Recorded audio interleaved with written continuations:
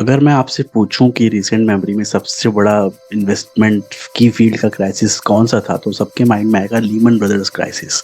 उससे काफ़ी कंपैरिजंस भी चल रहे हैं आजकल मार्केट में। उसी कंपैरिजन को देखते हुए मैंने एक वीडियो बनाया है, तो शायद आपकी नर्व्स को काम करेगा। सो प्लीज़ वीडियो एंड तक देखिए, सब्सक्राइब करिए चैनल अगर आपको अच्छा लगता है तो। Let's begin the video right away.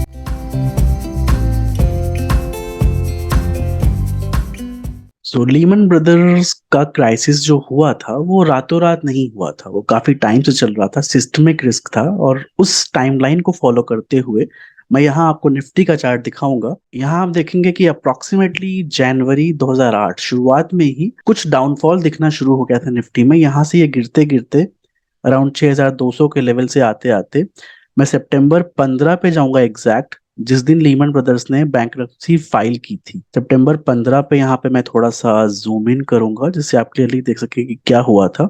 सितंबर 15 ये है। निफ्टी ओपन हुआ था 4231 पर और क्लोज हुआ था 4072 पे जाकर। तो आप देखेंगे कि एक फॉल जो था वो उस दिन उतना नहीं हुआ, उसके पहले से चल रहा था और कुछ टाइम तक कंटिन्यू हुआ। लेट्स से जनवरी से लेके आप मान लो नवंबर तक कंटिन्यू। ये बहुत लंबा टाइम कुछ लोगों को लग सकता है, बट जो लॉन्ग टर्म इन्वेस्टर है वो मानेंगे कि ये इतना लंबा टाइम फ्रेम भी नहीं है। हमेशा अपनी जर्नी को हाइंडसाइट के इवेंट्स को देखकर, पास्ट के इवेंट्स को देखकर सीखना चाहिए।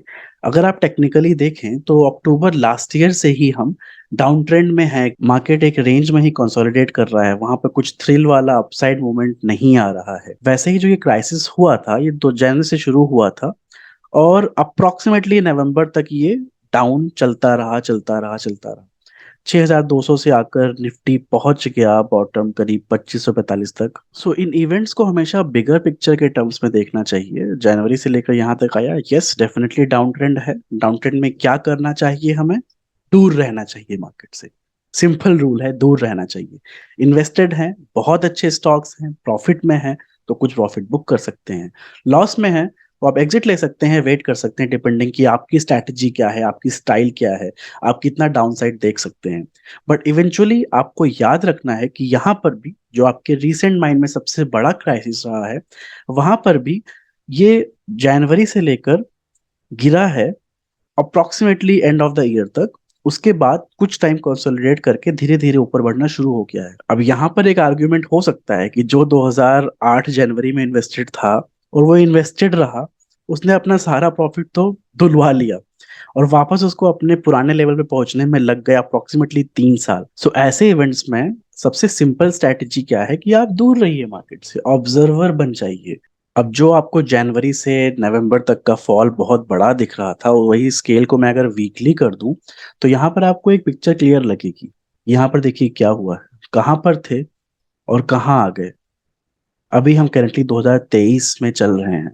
अगर कोई इन्वेस्टेड लेट से क्राइसिस शुरू होने के टाइम पर भी था, बेचारे ने गलत टाइम पे बाई कर लिया था 2008 में जनवरी में।